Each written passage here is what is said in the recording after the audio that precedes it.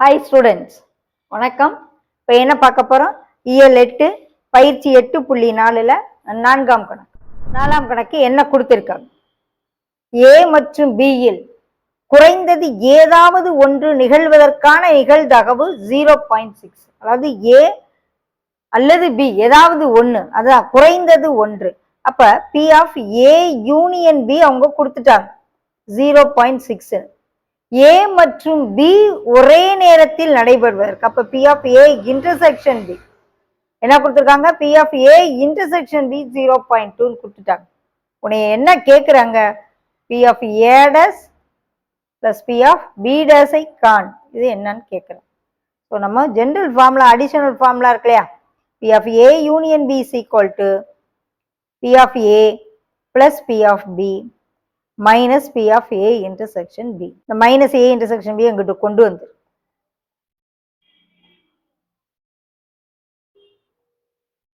Equal to P of A plus P of B ஆகும். Okay, இப்போ இது ரெண்டுக்கு வேல்யூ கொடுத்துருக்காங்க. ஸோ பி ஆஃப் ஏயும் பிளஸ் பி ஆஃப் பியும் சேர்ந்த நிகழ்ச்சி நம்ம கண்டுபிடிச்சிட்டோம். எவ்வளவு? 0.8 வச்சுக்கிடுவோம், 1ன்னு வச்சுக்கிறோம். நம்மளை என்ன கேட்குறாங்க? P of A dash plus P of B dash என்னன்னு கேட்குறாங்க. பி ஆஃப் ஏ டேஷை நம்ம என்ன எழுதலாம்? 1 மைனஸ் பி ஆஃப் ஏன்னு எழுதலாம்.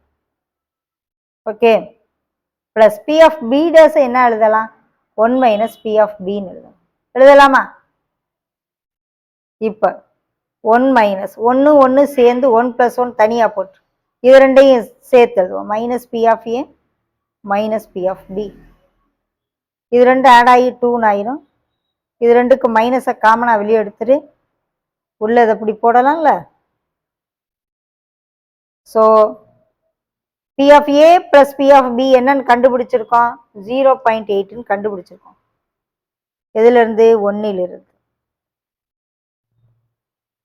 ஸோ கழிச்சோம்னா 2.0லேருந்து 0.8 கழிச்சோம்னா 1.2.